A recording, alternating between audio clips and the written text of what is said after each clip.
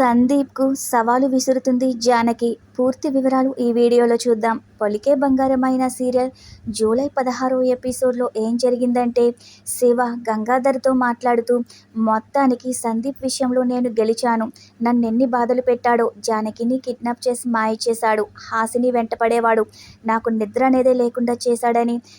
ఇంతకీ ఆ సందీప్కి బెయిల్ వస్తుందా అని శివ అడుగుతాడు.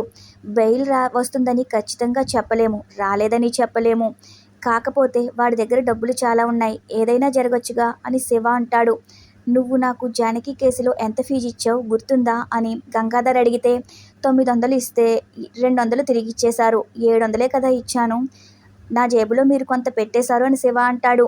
నీకు డబ్బుతో న్యాయం జరగలేదు కదా, ప్రతిసారి డబ్బుతో న్యాయాన్ని కొనలేమని గంగాధర్ అంటాడు. కొన్ని సందర్భాల్లో జరిగినా సరే న్యాయమే గెలుస్తుంది అంటాడు. ఇకప్పుడే జానకి అక్కడికి వస్తుంది. సత్యమ్మ కనిపించట్లేదేంటి అని గంగాధర్ అడుగుతాడు. అత్తమ్మ చాలా సంతోషంగా ఉంది, గుడికి వెళ్ళింది అంటుంది. ఈ టైంలో గుడేంటి అని దాసు అంటే, ఈ టైంలో దేవుడి గుడి మూసి ఉన్నా సరే ఆ రాక్షసుడు అరెస్ట్ అయినందుకు బయట నుంచైనా దండం పెట్టుకుని వస్తానని వెళ్ళిందని జానకి చెప్తుంది. ఇక శివ అయితే బయట నుంచి దండం పెట్టుకుని బొట్టు పెట్టుకొచ్చే రకమేమీ కాదు, అక్కడ శివ తాండవం, ఆనంద తాండవం చేస్తుందని శివ అంటాడు. అందుకే రాలేదు అని శివ అంటూ ఉంటే అప్పుడే అష్టలక్ష్మి దగ్గరకు వస్తుంది. ఈరోజు మా అమ్మ మొహంలో ఉన్న సంతోషం నేనెప్పుడూ చూడలేదు, ఇదంతా మీ వల్లే జరిగింది అని అంటుంది. దాసు కూడా అలాగే అంటాడు గంగాధర్తో. ఇకప్పుడు శివ ఇంకోసారి చెప్పకుండా ఇంట్లో నుంచి బయటికి వెళ్ళొద్దు అని అష్టలక్ష్మితో అంటాడు. ఏమైంది అని గంగాధర్ అడిగితే, రాత్రి డీసీపీ వాళ్ళ ఇంటికి వెళ్ళి వాళ్ళమ్మని కలిసి కాళ్ళు పట్టుకుని మా అన్నని కాపాడండి అని ఏడ్చిందంట అని శివ అంటాడు. జానకి దొరికిన విషయం దీనికి తెలియకే ఇదంతా చేసింది అంటాడు శివ. మన కోసం ఆలోచించి కన్నీళ్లు పెట్టుకునే వాళ్ళు ఉండడం ఎంత అదృష్టమో నీకు ఇప్పుడు అర్థం కాదు, అవన్నీ దూరం చేసుకున్న నాకు తెలుసని గంగాధర్ అంటాడు. అష్టలక్ష్మికి నీ మీద ఎంత ప్రేమ ఉందో నాకు ఇప్పుడు తెలుస్తుందని గంగాధర్ అంటాడు. తను రాత్రి చెప్పకుండా వెళ్ళడం తప్పే కావచ్చు, నీ మీద ప్రేమతోనే వెళ్ళింది, అది గొప్ప విషయం అంటాడు. తనకి నేనంటే ప్రాణం అంటాడు శివ. ఈ ఇంట్లో మా బావకి అందరూ అభిమానులే అని జానకి అంటూ ఉంటే అప్పుడే హాసిని వస్తుంది. కోపంగా శివ మీద అరుస్తుంది. మందు తాగుతున్నందుకు శివని మందలిస్తుంది. అమ్మాయి మేడం, నీ కన్నతల్లి అన్న విషయం ఎలా మర్చిపోయావు అనగానే, ఎలా మర్చిపోతాను అంటాడు. మరి ఎందుకు అలా ఒంటరిగా కూర్చుని ఏడుస్తున్న అమ్మని ఓదార్చాలని నీకు తెలీదా అని హాసిని అంటుంది. తన్నెందుకు వదిలేశావు అంటుంది హాసిని. బాధపడుతుంది కదా, నువ్వన్నది నిజమే, అసలే సందీప్ అరెస్ట్ అయ్యాడు, చాలా ఏడుస్తుంది, మనం ఓదారుద్దాం పద అని శివ అంటాడు. ఈ అవతారంలో వెళ్తావా, నిన్ను చూసి ఇంకా బాధపడుతుంది, పొద్దున్నే వెళ్దాము, రెడీగా ఉండని ఇక హాసిని అక్కడి నుంచి వెళ్ళిపోతుంది. మరునాడు ఉదయం హాసిని రాగానే, రాత్రి రూమ్కి ఎందుకు వెళ్ళిపోయావు, ఇక్కడే ఉండొచ్చుగా అని జానకి అడుగుతుంది. మీ బావని పెళ్లి చేసుకున్నాక కోడలు హోదాలో ఎక్కడే ఉంటానులే అంటుంది హాసిని. నువ్వు అలా ఒంటరిగా వెళ్ళిపోతే బావా మేము అందరం భయపడతాం కదా అని జానకి అంటే, ఆ రాక్షసుడు పీడ విరగడైంది, ఇంకా భయపడాల్సిన పనేముంది అని హాసిని అంటుంది. ఇంతకీ శివ ఏం చేస్తున్నాడు అని అడుగుతుంది హాసిని. ఇంకా నిద్ర లేవలేదు అంటుంది. నువ్వు నిద్ర లేపొచ్చుగా అంటే, నేను వెళ్తే కసురుకుంటాడుగా, నువ్వే లేపు అంటుంది జానకి. ఇక హాసిని శివ దగ్గరికి వెళ్ళి శివని లేపితే లెగడు, ఇక కిందకి దోసేస్తుంది. అయితే జానకి అనుకుంటాడు, ఏంటి జనవరి నువ్వు అని అరుస్తాడు. ఏంటి జనవరి నిన్ను ఇలాగే నిద్రలేపుతుందా అంటే, మరి రాత్రి నువ్వు వెళ్ళిపోయావు కదా, పొద్దున్నే జనవరియే లేపుతుంది కాబట్టి అలా అన్నానని శివ అంటాడు. హలో సుబ్బారావు, నిన్ను తన్నే హక్కు, ప్రేమించే హక్కు, కొట్టుకునే హక్కు, గొడవ పెట్టుకునే హక్కు అన్నీ నాకే ఉంటాయని హాసిని అంటుంది. నీ మీద ఉన్న నెగిటివ్ రైట్స్ కూడా నాకే ఉంటాయని హాసిని అంటుంది. వాళ్ళ మాటలన్నీ జానకి ఒక పక్క నుంచి వింటూ చాలా బాధపడుతూ బయటికి వెళ్ళిపోతుంది. మనం అమ్మాయి మేడం వాళ్ళ ఇంటికి వెళ్దాం అనుకున్నాం కదా అని హాసిని అంటుంది. అవును, రాత్రి మందుమత్తులో నిద్రపోవడం వల్ల ఇప్పుడే కొద్దిగానే గుర్తొచ్చింది ఆ విషయం అంటాడు. ఎక్కువసేపు నిద్రపోయాను అంటాడు. ఇక హాసిని శివని లాగిపెట్టి కొడుతుంది. అదేంటి అలా కొట్టావు, మందు వేసుకుని పడుకుంటే మైండ్ ఎంత ఫ్రెష్గా ఉంటుందో తెలుసా నీకు అని చెప్తూ ఉంటాడు. పెళ్ళయ్యాక పెళ్ళం మొగుడి చేత మందు మానిపించడం తెలివైన పని అనుకుంటారు కానీ, తనతో కలిసి చీజ్ కొడితే భలే ఉంటుందని శివ అంటూ ఉంటే ఇక శివని కోపంతో కొడుతుంది. ఎందుకు ఇలా చేస్తున్నావు అంటాడు. రంగులేయడం సున్నాలు వేయడం కాదు జీవితం అంటే, రంగురంగుల కలలు కనాలి అంటుంది హాసిని. నాలాంటి కత్తిలాంటి ఫిగర్ దొరికినప్పుడు ఎంత సంతోషపడాలి, ఆనందపడాలి, నన్ను ఇంప్రెస్ చేయాలి, నాతో కబుర్లు చెప్పాలని హాసిని అంటుంది.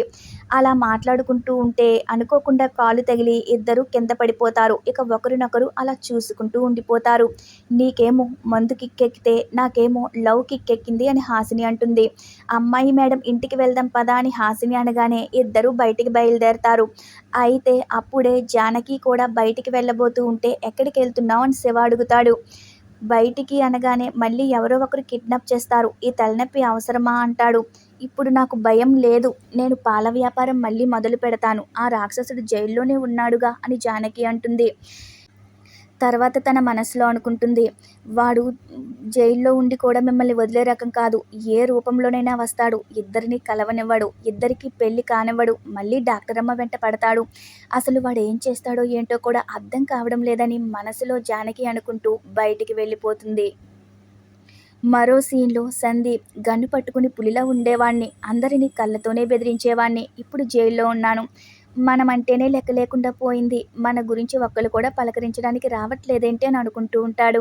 అసలు అమ్మకేమైంది, అమ్మ కూడా ఎందుకు రావట్లేదు, అమ్మ నన్ను అసహించుకుంటుందా అని సందీప్ అనుకుంటూ ఉంటే అప్పుడే సహదేవ్ ఒక లాయర్ని తీసుకొస్తాడు. ఈయన చాలా పెద్ద లాయర్, గంటకి 2 లక్షలు తీసుకుంటారు అని చెప్తాడు. గంటకి 2 కాదు 20 లక్షలు తీసుకోండి, నాకు మాత్రం బెయిల్ ఇప్పించండి, హాసినిని చూడడానికి నేను ఎన్ని లక్షలైనా ఎన్ని కోట్లైనా ఖర్చు పెడతాను అంటాడు సందీప్. సందీప్ సార్ మీరేమీ టెన్షన్ పడకండి అని లాయర్ అంటాడు. మీరు డబ్బులకి వెనకాడకండి, మీరు అడిగింది ఇస్తాను, నాకు బెయిల్ ఇప్పించండి అని సందీప్ చెప్తూ ఉంటే జానకి వచ్చి వాళ్ళ మాటలన్నీ వింటూ ఉంటుంది. ఇక లాయర్ అయితే మీరు ఈ పేపర్ల మీద సంతకం పెట్టండి అని సందీప్ చేత సంతకం పెట్టించుకుంటాడు. మిగతాది నేను చూసుకుంటానని లాయర్ వెళ్ళిపోతాడు. ఇక అప్పుడే సందీప్ దగ్గరికి ఒక కానిస్టేబుల్ వచ్చి మీ దగ్గరికి రావడానికి జానకి అనే ఒక అమ్మాయి పర్మిషన్ తీసుకుంది అంటాడు. జానకి నా కోసం రావడం ఏంటి అని సందీప్ అనుకుంటాడు. ఇక అప్పుడే జానకి దగ్గరికి వచ్చి సందీప్ సార్ భయపడ్డారా, మీ ఆరోగ్యం ఎలా ఉంది అని అడుగుతుంది. నా సంగతి సరే, నీ ఆరోగ్యం ఎలా ఉంది, నీ మనసు ఎలా ఉంది, బాగా నిద్ర పడుతుందా అని అడుగుతాడు. నా సంగతి గురించి వదిలేయండి, మీ మానసిక పరిస్థితి ఏంటో చెప్పండి అని అంటుంది. అవును, ఇంతకుముందు లాయర్ వచ్చాడు కదా, మా మాటలు విందా, అన్నీ తెలుసుకుందా అని సందీప్ తన మనసులో అనుకుంటాడు. ఎంతసేపు అయింది వచ్చి అని అడుగుతాడు. ఎంతసేపు అయినా మీరేం చేయగలరు, మీరు నా గురించి ఆలోచించి మీ మనసు పాడు చేసుకోకండి, ఒక మాట చెప్పి వెళ్దామని వచ్చాను, మా బావకి డాక్టర్ అమ్మకి త్వరలోనే పెళ్లి జరుగుతుంది అంటుంది జానకి. ఎక్కువ మాట్లాడుతున్నావు అని సందీప్ అంటాడు.